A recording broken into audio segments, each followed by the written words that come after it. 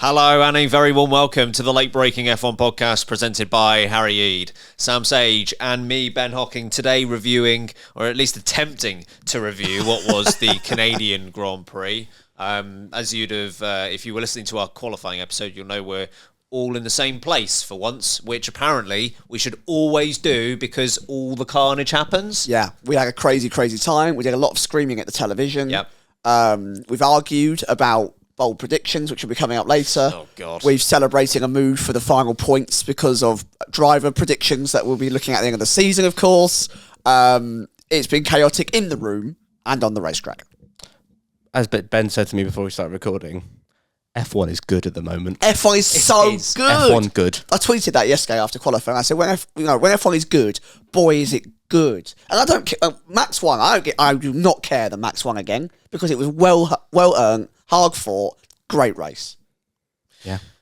It's going to be a hard job to dissect everything that happened. We saw dry tyres, intermediate tyres, and even the wet tyres at one point. We had battles for the lead. We had multiple race leaders, but in the end, as already referenced, it was Max Verstappen who took the race victory ahead of the McLaren of Lando Norris, then the two Mercedes. George Russell finishing ahead of Lewis Hamilton, despite the fact that it looked like it might not be the case until the last couple of laps. So let's start out front. Max Verstappen, as you say, he's back in winner's circle, but not a very easy route to get there. How impressed were you by what Verstappen was able to achieve this weekend? I think it goes under the radar just how difficult that Red Bull might be to drive right now, and that Max is pulling out stupendous drives constantly. The fact that he managed to be the same time as pole position yesterday in a car that I don't think was 100% comfortable for him.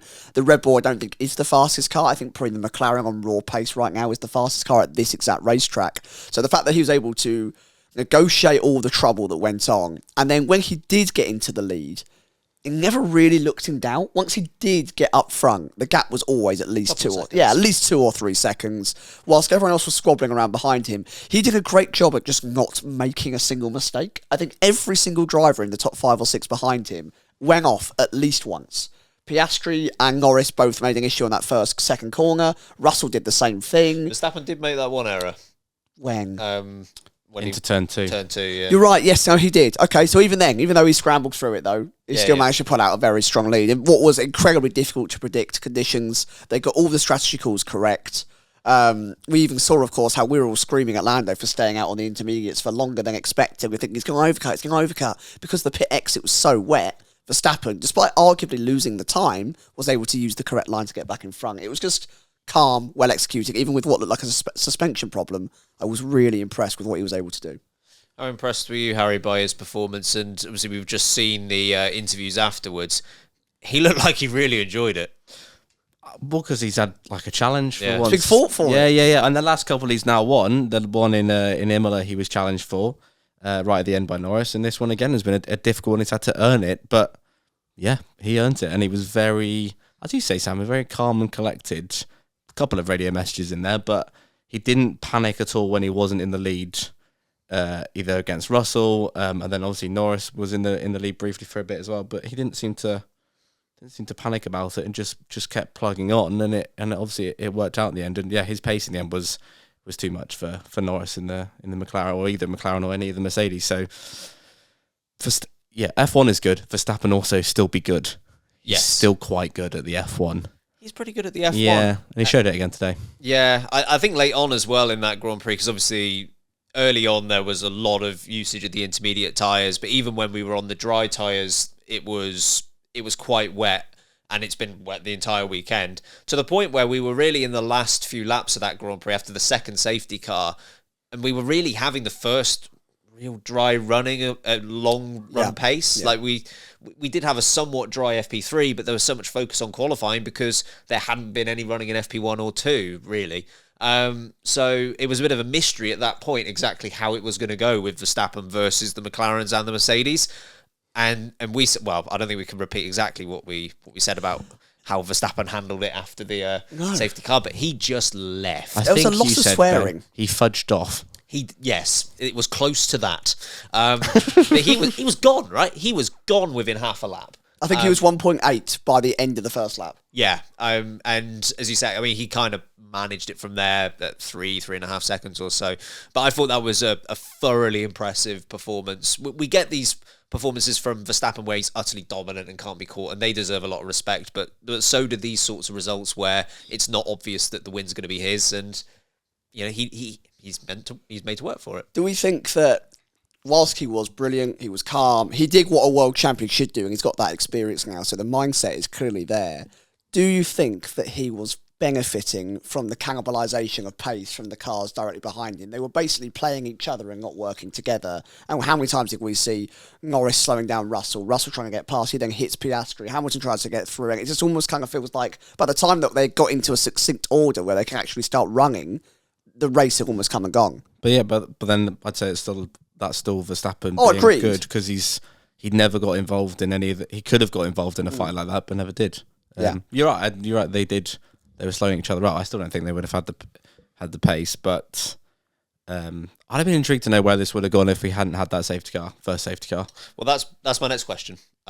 Is Lando Norris finishing second, had a brief spell in the lead, but the first safety car that came out after he had gone past the pit lane, he wasn't disadvantaged a huge amount because he was still within that top three, but he obviously lost the lead as a result of that.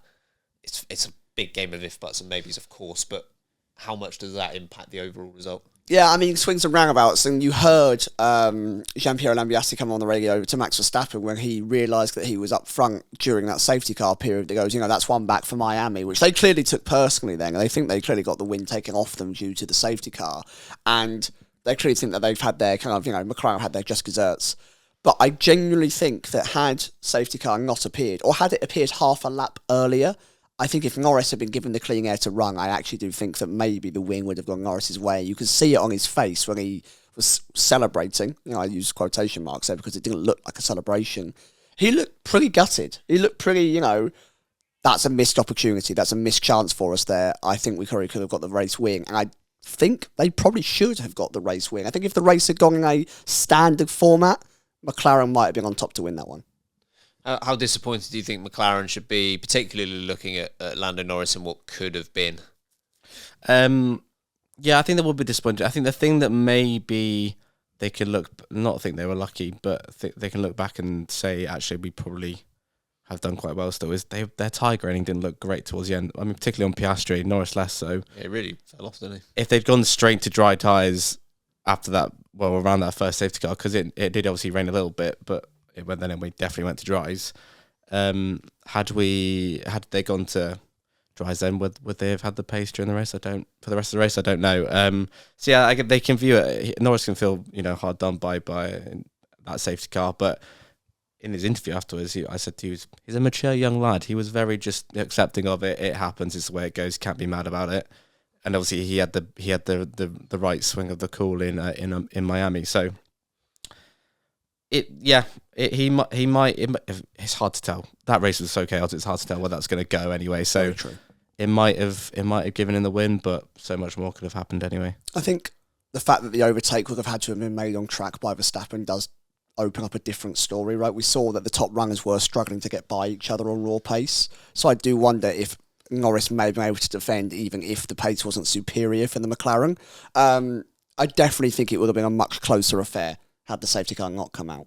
Yeah, it is really difficult to tell, and I can see it from both perspectives, because Norris can certainly look at this race and view Verstappen's pace towards the end of that Grand Prix, which was very impressive, those last 15 laps from Verstappen, and it would be easy for Norris to look at that and go, am I going to get another opportunity again? Heard it with Piastri, right? Do you want to swap over and have a go? Oh, I've got to worry about the guy behind me, actually. Well, do you think you can go this fast? No. No chance. Now I'm all right, actually. So I think there'll be a fair amount of disappointment from Lando Norris in that regard, in that you never know when your next opportunity for a win is going to come. But the fact that he's got a win under his belt now, thanks to Miami, and like you say, I think it was a rather mature approach. What did you make of the overcut attempt by Lando Norris? Rate it, love it. It was when it was clear that Gasly was the first one to pit, wasn't he? And then it was Magnussen and then Bottas.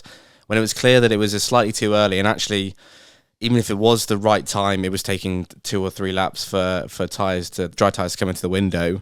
I think it was the right call. Obviously, Hamilton went for the earlier call, which again I think was worth it from Mercedes' point of view. But when Verstappen and Russell and Norris hadn't come in, then Verstappen and Russell come on at the same time. For McLaren, I think that's a no-brainer to give that a whirl, because they weren't going to gain anything by coming in at the same time as Verstappen and Russell, because they're just going to come out in the same place, unless it's a bad start for the two of them. So why not give it a go? And actually, it did well. I know he did lose out to Russell very briefly, but it did work for Norris in the end, because he got past him after the pit stop, and then obviously had to re-overtake him again. But yeah, I'm not mad at that. I think it was worth a go. Worth a go? Oh, 100%. And how many times in previous races have we said, give this a try? Why don't you do something different? What have you got to lose? And I feel like this Grand Prix, every team just did Everyone that. was like, we've got nothing to lose. Let's just do it. Nothing to lose. Right, we'll get onto that. Lose. But wasn't that spectacular to be like, you know what, we're just going to start on wets. We're both out the points. We stay out the points. What's the worst that happens? Ferrari, everything to lose. Everything to lose, and did nothing And good. they lost. And they did it so badly. Mission accomplished. But, you know, we were saying it with Hamilton as well, right? We were like, you're at the back of this pack. It's drying up. You get in the pits. Try it out. Get on the drives before everyone else. See if you can undercut. It didn't work, but they didn't lose anything. Yeah. And they were bold for it. They gave it a go. Russell's strategy ended up kind of paying off. And I love the fact they attempted the overcut. And I do think the strategy actually worked, other than the pit exit still being wet, which had actually nothing really to do with their strategy. They could have, in hindsight, thought the grip we're seeing people lose on the exit is going to counteract the 1 second difference we might make up through the rest of the lap. Because it's a risk, it's a chance you take, and you know it might have dried up a little bit by that point where he got the grip and he was in front. I love that they went for it. It could have been the difference between a race win or him finishing in second place. Yeah, it absolutely was worth a go, and you have to respect McLaren for trying it, because it's an unusual strategy in the current day of F1 for an overcut to work. Like, how often do we see it? Especially on a wet or dry compound of tyre like Yeah, and I think they were bold for trying to do so. I think maybe they just went one lap too many, but equally I don't think that would have changed. I still think Verstappen would have got by, because the amount of time it was taking those tyres to warm up. Yeah. I know Verstappen got Norris straight away. If Norris came out 2 seconds ahead, I still think Verstappen gets him by the end of that first lap. He would have been so much quicker in that early going. So the fact that it was quite close and it happened just out of the pits, I don't know if misleading is the right word on that, but equally, I think it just would have happened later on if it didn't happen there. He came from behind and he ended up being next to. Yeah. It was a good enough attempt for it to be worth a go. Just a quick thought on Piastri as well, because as we say, he was in the fight for pretty much this entire Grand Prix until the very end, where graining seemed to be a massive issue and he fell off the back of both Mercedes drivers. Is this an encouraging weekend for Piastri, or is this like late race tyre issue still being somewhat prevalent, still a little bit worrying? Yeah, it's a tiny bit worrying for Piastri. And again, this is a guy who's in year 2 versus a guy who's in, I'm speaking on Norris here, a guy who's been here since 2019. So it's a little bit worrying, but I'm still not massively concerned for Piastri. He's all these situations he's still having to learn, like how many wet to dry races or wet to dry races has Oscar Piastri ever done in F1? One, maybe one, 2. yeah. It's and he's just that's experience. So I don't think the thing that slightly worried me at one point was his pace, but he picked that up again and was on the back of that. I literally insulted him, and he immediately put in Sam like 4 insulted him, laps. and then Piastri was like, "Well, I'm going to stand for that." Exactly, and he proved me wrong. Eat poo. So it was. I'm not too worried by that. Again, it's not. He can't keep doing that, but I think he'll learn. I feel. Every time with Oscar Piastri at the moment, I feel like we just need to caveat he's a year and a half into his F1 career, not just a stint in McLaren. So he's still being very impressive by my books. Not by Sam's book. Sam hates him. I was disgusted. Yeah. I was disgusted. No, I think he was off the pace. I think it was very fair when the tyres were equal and the conditions were perfectly equal to go. Mate, you are 6 or 7 seconds off your teammate here, and we're not far enough into the Grand Prix for the tyres to be wearing. You should be closer. And then, almost as if something snapped, he went, okay, have 4 fastest laps in a row. I'm going to close the gap down to 2 seconds again. And he did. He did a fantastic job. With Piastri, you got to remember, of course, that if you flip the script, when Norris was up against the likes of Sainz, he didn't really beat Sainz for the first couple of seasons. And now we look at Norris and say, well, is Norris better than Sainz? And most people would argue potentially. I think it's a fair claim. equally, you now look at how Piastri is so early in his career. He is where a second driver should be in relation to their teammate. Other than Mercedes, basically, he is the closest to his teammate on a regular basis right now. And I do think that that's very, very promising for him. I also think that come the end of the Grand Prix, the move that George Russell planted on Piastri where there was contact at the end, I do think is Russell's fault. And I do wonder if that shook him a little bit, hindered him. It allowed, obviously, both Mercedes to essentially get by him very easily, which kind of removed the deficit that the rest of the cars had, the gap that the rest of the cars had as well, and he kind of fell off from the back of that as well. So I'm not going to walk away from this one and think, Piastri, you've let yourself down there. You should have been right behind your teammate. I think where he finished is acceptable, and I don't think anyone should look at him badly because of it. It's disappointing that Piastri didn't, disappear when Russell tried to overtake him. That was clearly an option. Casper the Ghost, I thought. That was his only option. Yeah, that was absolutely 100% on Russell, that attempt into the last chicane, which we'll talk about Mercedes a little bit more after this first break. From Piastri's perspective, I think it was good. I mean, what you need in those conditions is a level head, and Piastri, that has always been his positive, right? In that he had a level head on day one. Like he is so mature for his level of experience in F1. I think where he was collecting those fastest laps and he was building up to the likes of Norris and Russell, I think it's a little bit... He benefited a lot from Russell slowing Norris down. Yeah, fair. So I'm not quite sure he was as quick as it looked at that stage in the Grand Prix, but equally, you make use of everything that happens around you. Late in the Grand Prix, it was a little bit worrying, but overall... when you look at the likes of Perez not scoring, 2 Ferraris not scoring, there were a lot of incidents. We only had, 14 finishes in this Grand Prix? Yeah. Piastri P5, 10 solid points. It's not too bad. Nothing to squat about, is it? That's not a phrase. Nothing to squat about it. Speaking of somewhere to squat, which I'm sure you will, you can see what we rate Piastri on our power rankings on our Patreon, which are going to be recorded tomorrow. But also, Patreon exclusivity for our live show has rung out for tickets, and they're on hang on a second, where's this general going? sale. Damn right. We've got a live show in Greenwich, folks, on July the 2nd in Greenwich in London.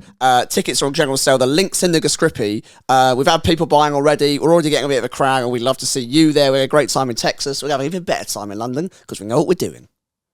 We know what we're doing this time, and maybe even man who doesn't understand the value of money will be there. Can't promise anything, though, because he can't work out how much to pay for a train ticket. So he also might buy all the tickets for £1,000 each, and we'll be loaded. I'm all right with that. Yeah. Just one man in the audience, and it's me. Harry, you can spin the stage, mate. You're in the wrong place. Keep running backwards and forwards. Anyway, please take a look. You have a great time. If you're free on that day, it's supposed to be right before the Silverstone Grand Prix, so we'll be doing the Silverstone British Grand Prix preview live. We'd love to have you there. So come along. We'll have a great time. There's drinks after. Come and mingle, take photos, meet other people. It'd be lovely to have you. Absolutely. At which point we'll go to our first break of this episode. On the other side, we're chatting more about Mercedes. So George Russell managed to collect his first pole position in a little while. Obviously getting the exact same lap time as Max Verstappen in qualifying, but setting his lap first. So he started first on the grid. Lewis Hamilton a bit further down in 7th, but on the evidence of yesterday, some good pace in that Mercedes, which sounds very weird to say. A bit of an up and down day, I think it's fair to say, for Mercedes. They were looking very good at certain points, not so good at other points. The end result is a 3rd and 4th. Is that a win? Is that a loss? Is it somewhere in the middle? Yeah, well, it's literally in the middle of where they started, isn't it? One went forward, technically 3 places. One went backwards, kind of 3 places.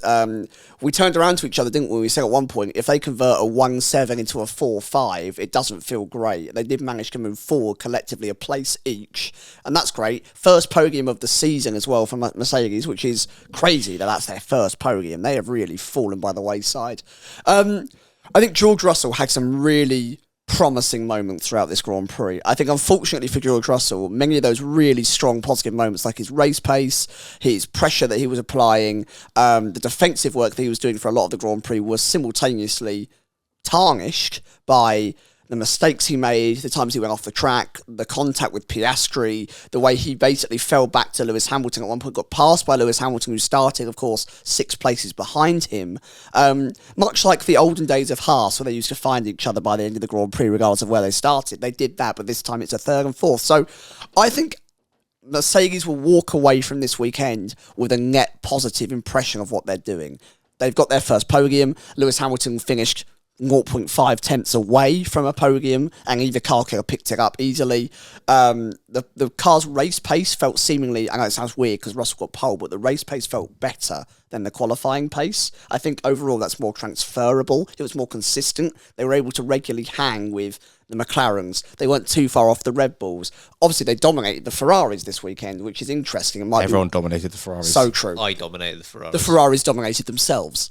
Alex Albon hates them. So, you know, we're going to see how it goes. But I think overall they're going to leave this weekend to think we have a better idea of what's going on, maybe, and we've made progress, and we've scored our best points weekend for the entire season so far. So disappointing that they couldn't get Russell higher up as he started on that pole position, but he's up against incredibly stiff competition. And you look at the season's trends so far, that Red Bull is faster, that McLaren is faster.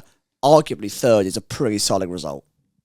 How do you read this one, Harry? Because I think if you'd have told Toto Wolff before this weekend, 3-4 Toto, how does that sound? He'd have gone, yes, where do I sign? Yes, where do I sign? On the pumpernickel. That's not legally binding. But equally, if you said to Toto Wolff midway through qualifying yesterday, 3-4, how do you feel? He might have gone, I don't like that. Don't like that. I still think I take it. I still think he go, yeah, I take it. how do they look at it? Yeah, that's a tricky one for Mercedes to take because at one point this weekend, they looked like they were staring down their most competitive weekend since Brazil 22, maybe Singapore last year. I know they didn't win. I mean, it was... Yes, yeah, fair. But in terms of actual pure pace competitiveness, those two. Obviously, in qualifying, George did get the pole. Hamilton didn't nail the lap and ended up 7th, so that was half a disappointment on that one, but obviously half a success. I think they'll take the positives from this weekend. It's not... They've converted a 1-7 to a 3-4. They've sort of converged in the middle, as you said, Sam, but which on paper doesn't look amazing, but I think they will still take this because their pace for the first time this year is actually good. Which they've lacked. Legitimately good. Legitimately good. No I know there was excuses. a lot of mixed conditions there, but they were good in all of them, which actually is quite a good sign. Yeah. So there's still work to be done there. Apparently the only thing they needed was a front wing after all that. What is that about, though? I don't know. I still don't think. And again, I'm going to caveat this. I know we're not at Spain, but the Spain merchants... the warm-up. To be fair, It's the warm-up. it's not quite... It's like Spain light, because Canada, they tend to do something similar. Yeah. They were pretty good at Good Canada here last year, weren't they? Yeah, because Hamilton was on the podium then. So I'm going to caveat, I'm not saying Mercedes are back quite yet, and I might have to wait again until after the next race, because the next race is Spain, and they are Spain merchants. So we'll wait until... What's next? Austria after that? Yes. Come back to me in July. Did you see how slowly they were in a straight line? Oh, no. Yeah. It's a little bit worrying. Anyway, it's certainly more encouraging, and they'll take their first podium of the year, which is mental. Yeah, could you imagine in 2019 saying, oh, by the time we get to 2024, by race 8, they wouldn't have had a podium? Well, and then Hamilton had only finished in the top 6 at Not. all. He's not. And he's not qualified in the top 6 yet. So yeah, on the face of it for this year, a good weekend all round for Mercedes. I think they will be a little tiny bit disappointed after quali, but maybe even qualifying was just a bit of a... I think when they woke up on Saturday morning before FP3, I don't think Mercedes were like, we're going to be the fastest here. Obviously after FP3, they were like, Hello. Oh, hello.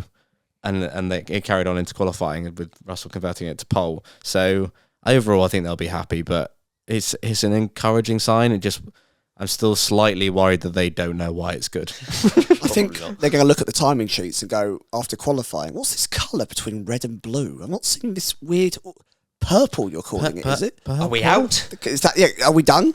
Have DNF? we been fired from Formula... Fastest? Yeah. I think the fact that they were that competitive is a good thing. It is overall good. I do think they've missed out on a few points. Whenever you've got a car on pole, and you don't then have a car in the top 2 in the race standings, it's going to be a little bit of a disappointment. But equally, this is so far clear of anything they've done so far this year. Whether it continues or not, the most amazing thing about this, and this goes back to how good F1 is at the moment, we've been talking the last couple of weeks, do we legitimately have 3 teams in a championship fight? A 4th team comes along and is very good this weekend. That's great. Well, yeah, a 4th team comes along, but one of the 4 teams decided not to come along. Yeah, the other one decided to I leave. know. I think for the Doesn't matter. championship, that's problematic. Also, Red Bull's only half a team. Well, more on that in a bit. Well, But like race to race, it's not too bad. Like if Ferrari have a stinker here, we go to the next time out in Spain and McLaren have a stinker, but Ferrari are back on the pace. We've got 3 teams fighting. It's pretty good. We like it. Pretty good. Yeah. So yeah, I think they'll be a tad disappointed with how the race played out, but equally 28 points they've got from this weekend, which would match the amount that McLaren got from this weekend. They were the joint highest scorers of the weekend. Obviously, 3 more than what Red Bull would have got. So that's pretty good going for a team that's. Did Hamilton get the fastest lap as well? Yeah, he got the fastest lap on the last lap, one, didn't he? Yeah. Yeah. So Question for the team: if Hamilton hadn't qualified 7th and let's say qualified 3rd, do we think they still finish 3-4, or do you think in theory they could have maybe? Because I think 3-4 would still be a reasonable finish if they did qualify 1-3. I don't think that's even a bad result for them then. I think the fact that George Russell was overtaken by Lewis Hamilton. George Russell spent all race just being overtaken because of a mistake and then having to get it back again. Yeah. Pretty much. Yeah. I just think that indicates that late on, George Russell overtakes Lewis Hamilton. Sorry, Lewis Hamilton overtakes George Russell. George Russell overtakes him back, and they end up like half a second between. It probably indicates that their pace was almost identical. They are the same. I think Lewis Hamilton got fortunate with the safety car. He was one of those that benefited a lot because he was stuck behind Fernando Alonso until that happened. And that the pit stop was a shocker for Aston, wasn't it? Yes, and it would have been very interesting to see how that would have gone if he couldn't have got that in the pits. Yeah. Because he was a long way behind the rest of the top 5. But yeah, equally, Lewis Hamilton, I think he had the outright pace to be where he was in 4th place. He just went the long way around Just it. start there next time. Yeah, that's a good idea. How many times? Do your lap. Yeah, how many times have we said, qualifying's the issue? If you just start there, you might have a good time. Maybe. Don't be fast in the race if you start 10 places behind where you're actually meant to be. Qualify well. Have a good time. Write it in the book. Get it tattooed. Do you have any thoughts, Sam, on the various strategic calls that that were made by Mercedes? Because we had obviously Lewis Hamilton going on to hard tyres, which in itself was a call, but both drivers coming into the pits in that second safety car period where the McLarens didn't and Verstappen didn't. Yeah, I actually think the tyre choice was to come in was a good one. I think that the tyres were wearing heavily. We saw that even with the Inters, I know that the conditions were changing, but actually I think Canada is a surprisingly high tyre wear track. There's a lot of heavy acceleration zones. You lean on the outside tyre a lot. So I think having fresh tyres on a track that might suddenly rubber up was a very sensible decision from Mercedes. And actually, we were very critical of this when we were watching, but the hard tyre for Lewis initially felt like a very odd decision. All of us were sat there going, why not mediums, let alone softs, right? There's about 10, 15 laps to go at this point. Why would you not stick on the softer tyre? But come the end of the stint, you'd argue that Hamilton had the best pace of the entire group, and the tyres clearly were getting hot. They were not very durable, those medium tyres, and they were maybe struggling towards the end of the stint. So actually, I think they might have played it as well as they could have done from where they were. Any thoughts? Yeah, I don't... Did we see anyone on soft tyres? I don't remember. Never featured. I thought maybe at the end one of the Haas's did potentially, but I might be wrong. That's just banned. They just wanted to do all the tyres. That's do true. all the. You know that we did that on a YouTube video and do all the tyres in one race challenge. Can you finish the race on every tyre? Yeah. It's time for Driver of the Day. The verdict is in. You're the driver of the day. You're the driver of the day. You're good at driving. Nice. Driver of the Day. Who have you got, Sam? I'm gonna go Max Verstappen. I think He won the race. he won the race. He didn't even start from the front, and I think Russell was impressive in some moments, and Norris was impressive in some moments, and there were some drivers further back, even the likes of Ocon and Gasly, who both were really, really good at getting the most out of a naff car. How on earth they both scored? Oh, yeah, I know. We'll get onto that again later.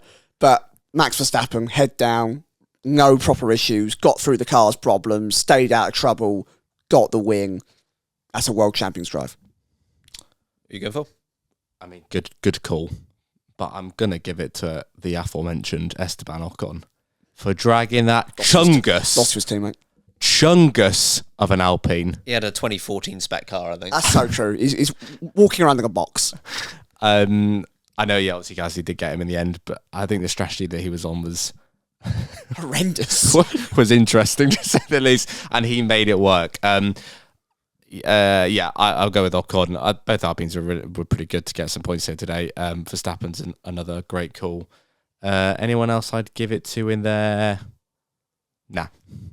I think those are the right candidates. Both Alpines were very good. Quality. I don't think either of them deserve points. Gasly made his strategy work of basically being the first driver outside of Charles Leclerc to come in for drive. Like, he made that work. And equally, Esteban Ocon on some old medium tyres after being on old intermediate tyres, driving the biggest car in the history of F1. That's not too bad to get a point either. But I will join you. I'll go Max Verstappen as well. It's worst driver of the day. There we go. Get in the bin. Worst driver of the day. Bin. Worst driver of the day. Bin. You suck at driving. They feel longer when you can't hear them. You suck at driving. That'll be it. That was actually off the soundboard. That wasn't Harry just It could be singing. so funny if you've mislabeled these. That's just like higher or lower. Just playing. And we've got no idea. Podcast. He's got no idea. It's a beef submission. Hello. From a year ago. Worst driver of the day, who have you got? Huh? Who? Sergio, mate. Oh. Why not? At one point during the race, Sam was, and I think fairly, was defending Perez because I was trying. You gave him the benefit of the doubt. Correct. The first slap contact he had with Gasly. Ocon. I think it was Gasly. And Alpine, which may or may not have been his fault. We don't know. So he was struggling because he was missing front wing, but then decided after getting a new front wing to throw it at the barrier on his own. Not just the front end. The rear, and knock his rear wing off, and combine that with the qualifying 16th in a Red Bull. It's another bad weekend for Sergio. Happy new contract day. Yeah, please don't rip on my contract, Christian. Please keep the paper.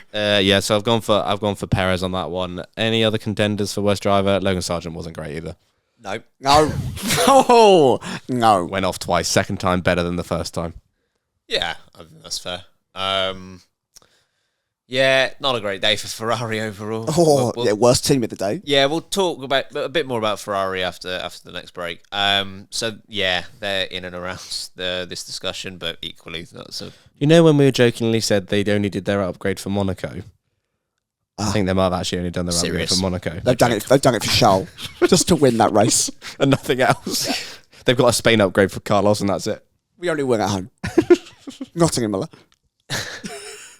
Perez is a fair shout because when your teammate wins a Grand Prix and you don't score any points, that isn't great. But the worst driver of the day was Logan Sargent. He made two notable errors, got away just about with the first one, didn't get away the second time around. This was the sort of race as well where if he were to keep it on the track and avoid errors, there were points there. There were points available for pretty much anyone if they wanted it. If they didn't crash or spin or get involved in someone else's mess, like there was a chance at him really. And he had a good qualifying session as well. But he stood out a bit. Oh, so just Daniel Ricciardo, he was poor. Yeah, he beat his teammate, didn't he? But yeah, he shouldn't have done. Yeah, he shouldn't have spun. Yeah. Yes, it's a valid. He wasn't quick, was he, Ricciardo, during the race? I'm gonna go Sergio. I think when that many cars fall out of the race, even if you did have the bad start and you qualified in a bad position, that Red Bull, although not the dominant car it was last season, is more than good enough at a track like Canada to get yourself up to at least a 10th or a 9th. Mixed conditions. Yeah, right. Like, if both Alpines are scoring points, Sergio Perez should have scored a point. I'm sorry, it's as simple as that. Or should have finished the race. I mean, yeah, obviously, that's a bare minimum for any F1 driver. And the fact he binned it off on his own, that's even worse. But he should have been in there, and it's not good enough again from Sergio. Big brain strat. I really hope that's the right one. We're gonna need you to box for wets. What? It's not even raining out. What are you talking about? Yeah, and Bob, if you get a chance, let your teammate pass you. What? He crashed out. He's not even in the race.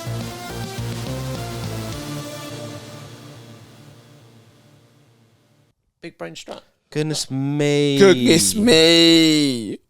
They actually had many contenders. Should we list them off? Firstly, Let's start at the start. Haas, Wet tyres. which looked good for about 7 laps. In fairness, It's worth a call. I don't think they really lost out. I do not think it's bad. They kind of almost gained at one point. I think they kind of just broke even with it. Fair. If they got lucky with the weather and it dried up a bit faster, genuinely would have been a brilliant call. Magnussen was 4th at one point. I think if the rain had come... Yeah, or the rain Quicker. comes quicker. Yeah. Or a safety car comes out.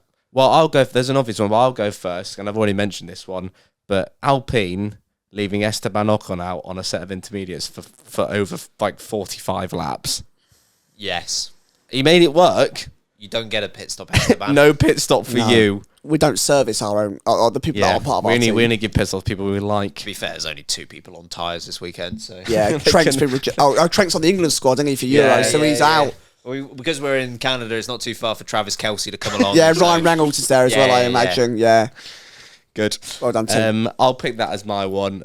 I know there's another one thundering its way down the corridor here, so I'll hand over to Sam. Yeah, Ferrari. What are you doing? What are you doing? Not only were they just so bad, they capped it off by going, okay, we do something clever now in the pit stop. So they come in to be the first team to properly go onto the dry tyres. And then Charles Leclerc doesn't want to go anywhere. They all just sit there looking at him like, go. Okay, go. I'm just Control-Alt-Deleting. Yeah, why aren't you going? Oh, the car doesn't We work. fixed the issue. No. No. No. I You did didn't touch that. the car. I am Charles Leclerc, the engineer. I fixed the car. Immediately to drive around at 3 miles an hour, nearly falling off the track at every corner, and then to retire the car. I mean, I appreciate a bold call. We all do. And we said earlier in the episode. Love a bold call. Yes. But given all we'd heard about for the previous 20 minutes was the rain that was about to hit and that the accurate weather was pretty accurate. Why are you doing this, Ferrari? If they had just waited for literally 2 more laps and then done it. Or just yeah. I understand the call, but it was terrible. That's the answer. Yeah. That's just the answer. 15 laps to go, I'm fine with it. Yeah. 15 laps, if you're in last place and there are still 18 drivers or whatever still in the race, go for it. Got no problem What with will it. you lose? There was over half the race to go. We saw how much carnage happened. If you just stay in the fight, if you just allow Charles Leclerc to catch back up to the end of that safety car on intermediate tyres, there's still points for him. If they had solved, maybe they solved the issue like they said, or Charles solved the issue by starting the car up again. Either way, there's a chance. Yep. All he needed to be was in the fight to see. You time a safety car, the next safety car right, you might end up jumping someone. The car wasn't the slowest car on the track. It wasn't good, but it wasn't the slowest thing out there. Like I say, if you've got 10 laps to go and you've got nothing to lose, sure, I haven't got a problem with that, but there was just a lot of carnage yet to unfold, so that does win big brain strap for me. But well done Haas for actually doing something a bit inventive and it kind of working. Yeah, I respect it. respect that. Let Komatsu cook. Honestly, cooking up a storm. Starters only. What's the matter, mate? I don't want to do this. What's the matter? I don't want to do this next bit. I mean, even though I have had a good weekend, I don't want to do it because there's an ensuing argument about to happen. I want to do it. Hang on, we're at 40 minutes here. really need to go to a second break, so we're gonna have to keep this really brief. For the sake of the ads. Do it for the ads, do it on. for the revenue. We're trying to go full time. Reviewing bold predictions. Harry, your bold prediction was... Lance Stroll, top 7. Where did you finish? 7th. Well done. 1 point for you, Even sir. though he was Kaboom. 8th for nearly the The entire Grand race. Prix. Yeah. And then he was like, I'll do it for Haas. Fair. I'll take Yuki. Bang. Bold prediction. There's What your was third it? one.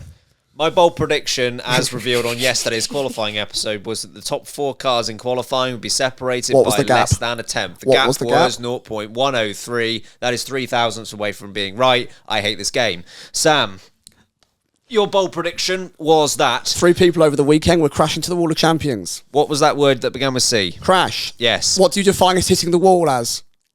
A crash. crash. Hitting the wall. How is that not what a crash is? There's a dictionary definition that says it's the same thing. If Max Verstappen hits the wall and sets a purple final sector, I'm sorry, not it's not a crashed. crash. So when Lewis Hamilton won the race on 3 tyres only, his car wasn't together and doesn't win the race. He wasn't setting purple sectors. That doesn't matter. That think- was never part of the I'd requirement. also like to... He didn't have a crash. Lance Stroll hit it tyre. twice. Albon also hit it once. I've got backup options. I'll give you Albon. I'm not giving you any others. The Discord believe it's One. correct. 3-2 in total. Otherwise, he loses the pit stop one. 3-1. Well, then it'll be 2-1. So what do That's you want? fine. 2-1 is fine if you lose the pit But stop it's one. not because it's 3-1. No, it's 3-2. 3-1-0. Sorry, 3-2. mate. Good stuff. 3-2. Everyone back me up. Thank you. 3-1-0. I love 3-2s. 3-1. Zeros. Great. 3-1. So we're going to take a break at this point. We're going to have a fight. We're going to get out of this fight. Yeah, go on. 3-1. 2. 2. Okay, everyone, welcome back. We referenced as part of the big brain strategy Ferrari's difficult day. We apologise because this is on us. We did say in the qualifying, We did. Sorry, not the qualifying, the preview episode that could Ferrari keep their momentum from Monaco going? Narrator. No, It's going to be a short segment. they didn't score any points, Sam. No, this was nearly swore. Flipping disaster. Yeah, Absolutely appalling weekend for Ferrari.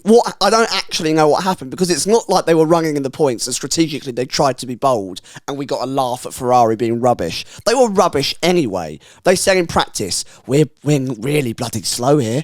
So they were right about that. they were. So it comes to qualifying. They're struggling to get into Q3. We don't use new tyres. We've already discussed that in the qualifying review, but what a strategic blunder that was. Absolute poo fest raining down upon them. They get to the race day. We're not very quick. We're still not very quick. We've got issues with the car. Let's do a bold strategy call, Carl. Will it pay off for them? Narrator. No. They end up retiring one of the cars. Carlos Sainz is then awful. Spins on his own. Kills Alex Albon's car and race entirely. It's a terrible day for them. They've had a shocker. I think the image of Carlos Sainz desperately trying to get off the wet grass perfectly summarises Ferrari's weekend. Yes. I can't escape. I cannot escape this hell. I'm trapped in this pool of crap. Could have gone better. Could have gone better for Yeah, Ferrari. a car finishing it at least. Yeah, I think, like you said, Sam, obviously the weekend went terribly or the race went terribly in terms of the results they had, i.e. none. Sainz spinning, that was his own fault and crashing into Albon. Sainz. Put your foot on your brake, mate. Yeah, put your foot. That's like a basic rule of sim racing. Don't roll back let alone into the actual bloody track. racing. Yeah, So don't do that. Take out your future teammate, potentially. More. we don't have insider knowledge. Leclerc obviously had the issues with the engine. They had to fix himself because he's a mechanic as well, and they had put him on slick tyres when it was raining. Was beating his teammate the entire race though. I don't even blame Leclerc, but in general, the Ferrari was the more worrying thing was a pile of garbage this weekend. Yeah, I don't understand what the The problem car was. that with it. won Yeah. the last race, I know it was Monaco, but the car that won the last race and actually has generally looked pretty good this year. That's easily their worst weekend. Well, it's not even close. They were slow. It's not even close. It was so bad. And I can't even confidently say they were extremely slow either, just because FP1 and FP2 are so difficult to judge, and FP3 was equally difficult to judge because there was so much quali running. And then we had qualifying, and they had a strategic error that probably cost them a position in Q3. And then in the Grand Prix itself, Sainz basically spent the entire race in traffic, which it's difficult. I mean, we saw Lewis Hamilton struggle to get by Alonso, right? We don't really know what pace Sainz had. sure it's their own doing, but we don't know what pace he had. And equally, Charles Leclerc, if he had an issue for the majority of that first stint, we don't know how much that was costing. So I think really coming out of this weekend, Ferrari feel like they were probably slow, but equally they never really got an opportunity to show if they were quicker than that. But just a disaster all round, really. And, we can say we can give them a bit of a pass because for the most part it has been a great deal better, but it really feels like a missed opportunity because, and I think we made this point in the preview episode, we are on the cusp. And I gave F1 my under pressure because we're almost there to something of a good season and a good challenge. Even if both championships aren't up for grabs for the entire year, there could be something here. There isn't going to be if the likes of Ferrari or maybe someone else isn't able to pull together results like this when they are absolutely needed. Just they should have packed up on Thursday. Yeah, I mean, they would have saved themselves some cash and walked away with the same amount of points, right? Yep. The worrying thing for Ferrari is here, you're right. Do they hope that they were caught up in traffic, qualifying pace and the weird mixed conditions didn't suit the car, and actually this is their anomaly? And actually Monaco, weirdly, might ring true for the rest of the season. They've got to hope that when they bring those upgrades to Spain that they brought to Monaco, they click, it works, they get the setup right, and they're straight back there with McLaren and Red Bull. Otherwise, we are in for a very tough mid-part of this season for Ferrari. Yeah, because even like Imola, for example, they might not have been as good as they were at Monaco, but they were still much better than what they were were still at the Canada. third fastest team. So I'm struggling to believe that this would be the start of what their actual pace is from now on. But yeah, a difficult one to judge. Just no. This is where Ferrari have actually painted their car silver and Mercedes have painted their car red and gone told them it's like a special livery day. And actually that was Mercedes driving around. Sanders already moved. Yeah, he's already over there. Yeah. Great shout. How did the Alpine score points, Harry? I don't really know, mate. I have no idea. Plural. How did the Alpines? I don't know. 3 points. I don't know. It's a mystery. To be honest, they did exactly what you were saying earlier to people like Charles Leclerc and Logan Sargent. They just stayed on the track. Yeah. Which, to be honest, they did. I don't think the Alpine pace was good, as we saw by Jarno Ocon. It was not good. We must have called him Chungus about 19 times. And look, to clarify, Esteban Ocon is not a Chungus. The car is. The car is. We read today that Ocon, there's only one updated chassis for the Alpine, which is a lighter weight chassis because the chassis is a Chungus normally. But Gasly's got it. And apparently Ocon thinks they're going to swap. We'll soon see. Okay then. Sure. They're going to take Ocon into a room and go, you're getting the new chassis. Yeah, It's like giving the child a gift. Like, you're going to get the Twing X. It looks the same as last time. Yeah, it's different though. We promise you. They do that. Excellent work by both. And actually shows the experience of those two drivers. Yeah. I know they're not, you wouldn't say they're the most experienced on the grid, but they've been around a while now. And they just drove very sensible. Well. Hang on, but even they battled each other and It was fine. did not crash. I don't know, that last moment. But he didn't but he go didn't for go it. He did. You could see him. Yeah, but he didn't go for it. His contract has not been renewed for next year. He had every in his yeah. mind to go. No, I can't Send say that. Fudge this. Send it. Send it. Fudge this. And you know what?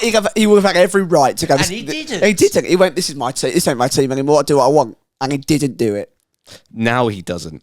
Before, when everything was still on the line. Reward Ocon with punishment. He's a sadist. He loves being hated. Fair play to Alpine. They were both really slow for a lot of the Grand Prix, but they kept it on the track. They didn't kill each other. Gasly did a great job, I think, of being ahead of the strategy curve. He even pitted, I think, before a lot of the cars around him, despite his tyres originally also being the newest of the set of him around him again.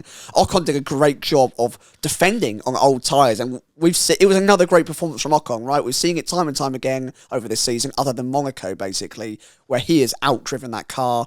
And he's done it again. He's really performed. I also think the small amounts of upgrades they're making, the weight saving and the slight changes in the chassis that clearly Gasly is benefiting from, are actually taking effect. They're not gigantic leaps, but that's 3 times now they've scored points this season, Sure, yeah. right? And Yeah. at the start of the season, they were literally the slowest car. So They are slowly moving forward, and that is great progression. They're going in the right direction. Solid weekend from Alpine. It just further proves the point that this whole saga about their drivers is so stupid. Yep. Because the reason they have scored points today is their drivers. Both of them. They were both very, very good. They are the reason they've got 3 points. And equally, driver ability is the reason why many other teams do not have as many points as they should do. Yeah. And they are they have thrown that away. It's utterly beyond me. That might be big brain strat of the season. Sure. I can subscribe to that. Yeah. They were awful. They were so slow. They had no right to score points here, and yet they did. So their answer is to, no, we don't want knock-on next year. It's just so stupid. But they were great. They did really well to score points. What did you make of the RB drivers, Harry? Because they looked very good in qualifying, particularly Daniel Ricciardo, who hooked up the lap. Didn't quite equate to race pace. Yeah, the race pace wasn't there for either of them, to be honest, was it? Not particularly. Yeah, Ricciardo, he had a slightly dodgy start. He obviously I still couldn't work out whether he actually jumped the start or not. They think he did, but from the onboard, it didn't look like he did. We never saw like a proper detailed replay. They did one replay, but it didn't look like it. Anyway, but it wasn't a good start for him. He obviously dropped back, and then he had to take that penalty at the pit stop. Tsunoda, he also wasn't quick, but was just one of those drivers up until about 5 laps from the end. Who just stayed on track and didn't pit, that sort of thing. And so that's how he gained their places. But fair play, he was having an okay race, but his pace was not good. Lance Stroll was stuck behind him for the entirety of the race until he overtook him. They had Ricciardo still came home with points, which, again, if you look at where he qualified versus where he finished, you go, well, that was a disappointment. But I think Ricciardo outdrove the car in qualifying yesterday. So it's probably realistically where they're about, where they should have finished. But it's a shame they didn't get double points finished. So I don't think they could be massively... I don't know. I'd say massively happy. They still got some points out of it, but I think they should have got both cars in the points. I haven't recovered from that Tsunoda spin yet. I still don't know how Nico Hulkenberg hasn't hit him. How has no one been affected by that? Apart from Tsunoda obviously losing a load of spots. No one hit anything. How? Tsunoda didn't hit a wall. No. Hulkenberg didn't hit him. The braking bollard got hit. Yeah. That was it. R.I.P. the braking bollard. But I mean, it's unfortunate that Tsunoda wears white overalls because they ain't white anymore. He poopied himself. Yes. End of review. He poopied himself. Yuki Tsunoda. Oh no. No, that's poor. I expected more from you, Harry. Why? I have no idea. It's an odd one from the Minardi duo because, like I say, I don't think Ricciardo had a good race. I know he came home with points, but equally, I think he got a bit fortunate that his 5-second penalty didn't cost him more. And there were multiple points where he wasn't on the back of the car in front of him, despite the fact that I think he should have been. I think Tsunoda was having a pretty good race. He was in the same spot as Ocon. But equally, if you spin and lose a load of positions, it kind of counts for nothing. It's still a point more than what the Alpines have got, and it's more points than Williams, Sauber, Haas. So in terms of the teams they probably consider to be in direct contact with them, they've still won, I guess, but it's not a great weekend for them.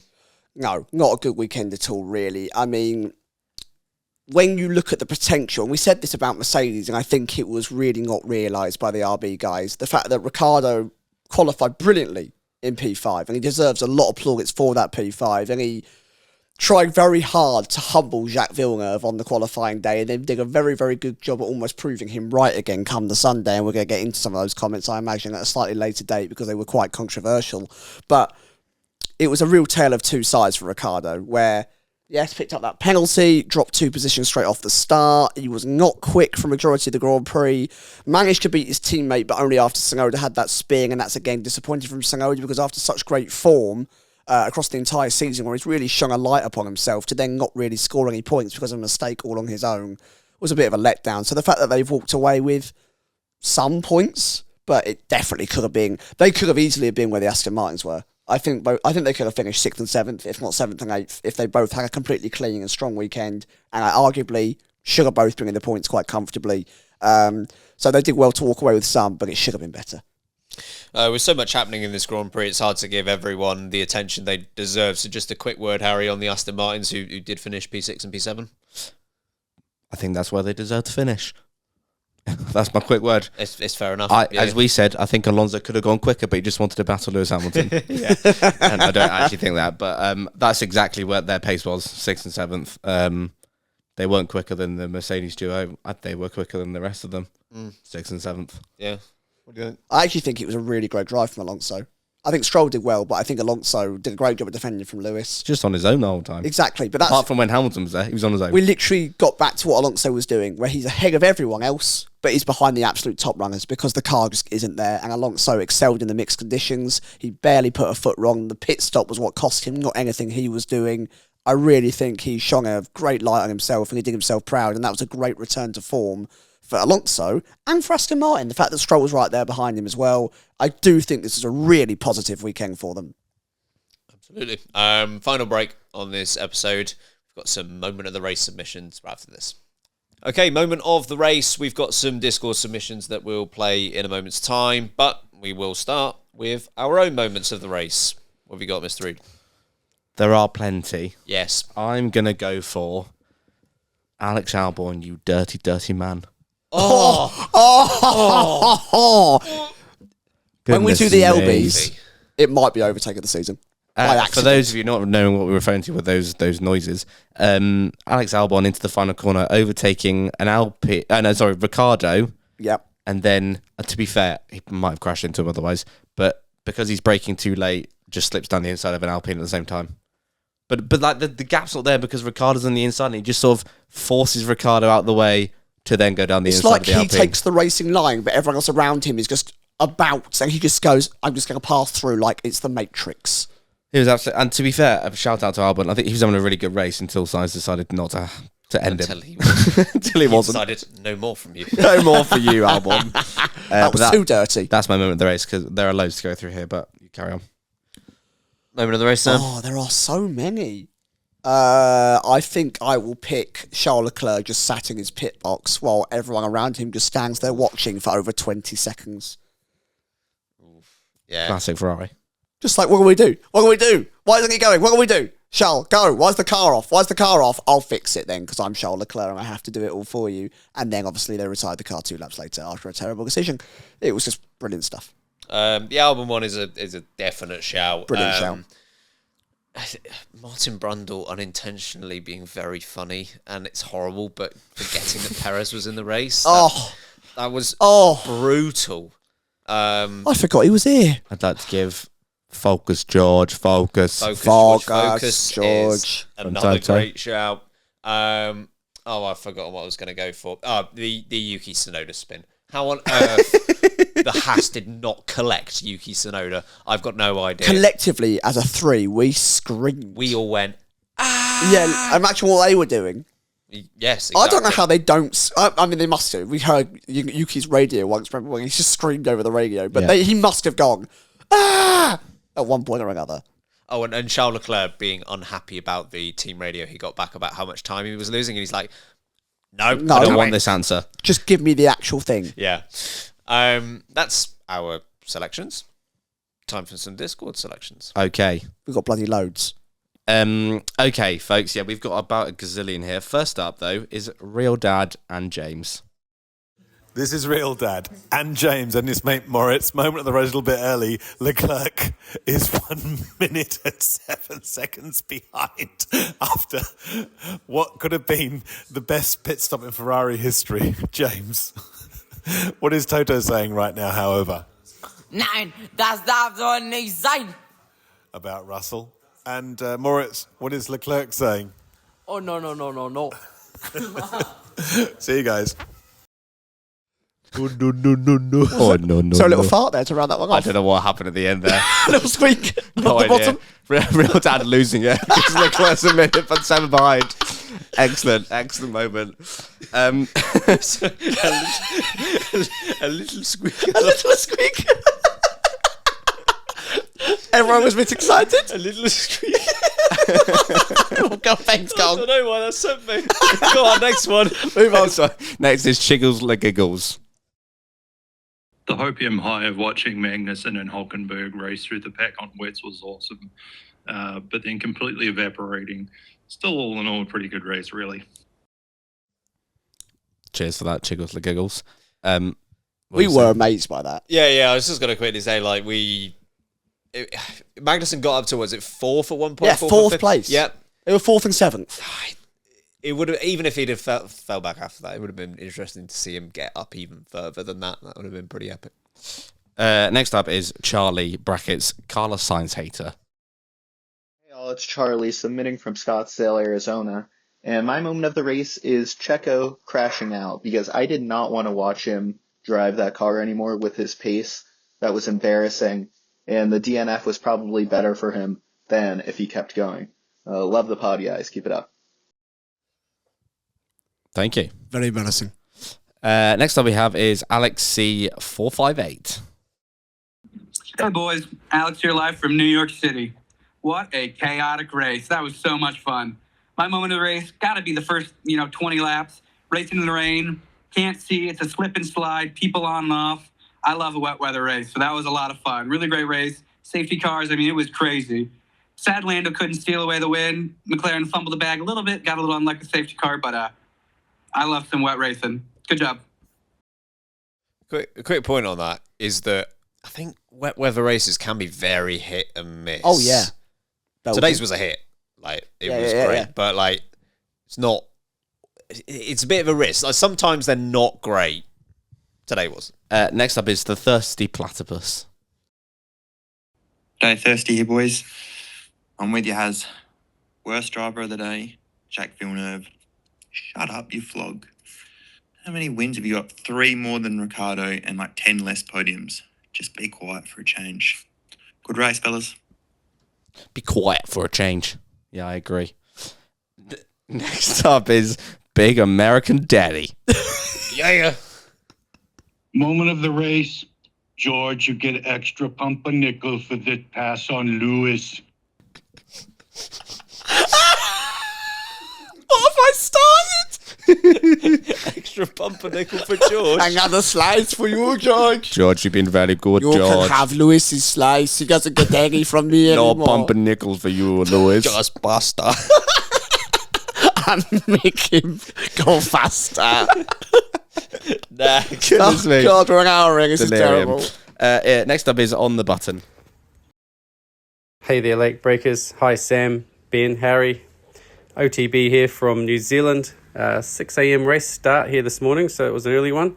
And pretty good, exciting start with Haas kicking butt in the first 5 laps.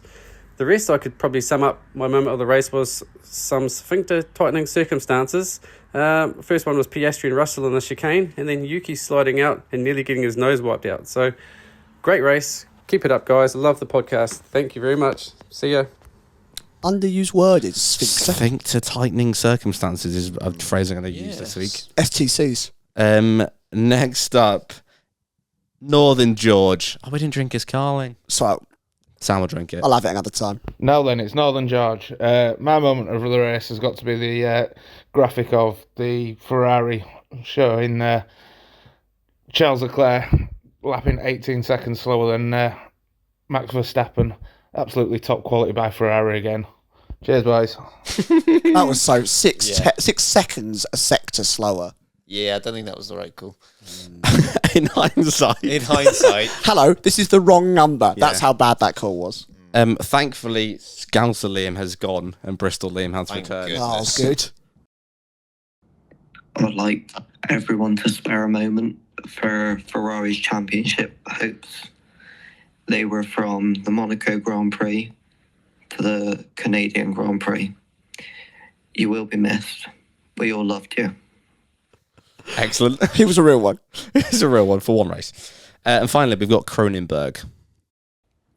Georgie boy, how are you going to start on pole and then almost get beat by your teammate who started in 7th? Too many mistakes, mate. Sharpen up. All right. Keep breaking late. I don't think that's a moment, but sure. Get the George sharpener out. that was a whirlwind tour through the Canadian Grand Prix. There's every chance that we've somehow missed something that happened because there was so much that did happen. So apologies if your favourite team or favourite driver hasn't had as much airtime as they might. Quick one to mention before we go. Yes. What was Zhou Guan Yu doing? Nothing. How did he not get a worst driver of the day shout? No idea. I forgot Because you were no here. one knows what happened. Honestly, he just wasn't on the timing board for so long. Anyway, sorry. Carry on. Yes. We'll be back with another episode midweek. So back Wednesday. Want to get us over? I suppose so. Yeah, folks, power rankings. It's worth a listen. After a race like that, I think we'll have some fun discussions. Some interesting There's scores. going to be some up and down scores, I think, where we might have some differences. And if the bold predictions argument is anything to go by, then you're going to want to get onto that one. So check it out. Remember, live shows now available to you. Thank you, Soldier Boy. Just Soldier Boy. You tell them. You tell them. Tickets are available to everyone. Links in the description. We'd love to see you. If you're in the UK at the time, we'd love to come along. Discord. If you want to hear yourself on the podcast, you need to be in the Discord. There's over 2,500 people in there, and we love it. So get involved. We've also, Ben, got a quiz at the end of the month. We do, yes. Saturday the 29th. 9th, yep. So, yes, only a couple of weeks away. About an hour or so, just some good, light-hearted fun, multiple choice questions. It's always a good time. Nothing overly serious. You don't have to be very good to join in. Absolutely not. We just love seeing you having fun. Follow us on social media, Late Breaking F1 on all channels. You can follow us individually. I'm not going to read them out, but you can go and find them. We're also on YouTube, Late Breaking F1. We've recorded this. We're in my lounge. Hello, everyone. Thank you, Kursky, for editing this. You're the boss. I think that's it from now. We'll be back midweek. In the meantime, I've been Samuel Sage. I've been Ben Hocking. I've been Harry Heat. And remember, keep breaking late. 3-1. 3-2. 3-1. 3-2.